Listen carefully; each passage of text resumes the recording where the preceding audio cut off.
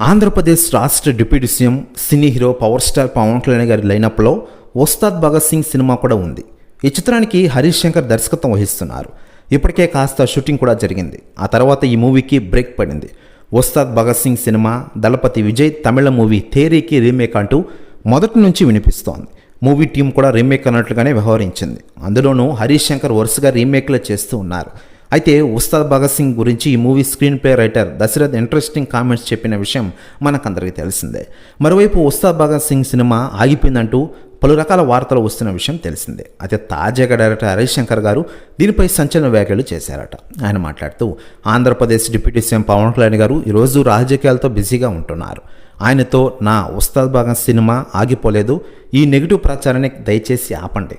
అందరికీ నేను గట్టిగా ఇస్తాను. రాబోయే రోజుల్లో రికార్డ్స్ గల్లంతే ఈసారి అంటూ సంచలన వ్యాఖ్యలు చేశారట డైరెక్టర్ హరీష్ శంకర్ గారు.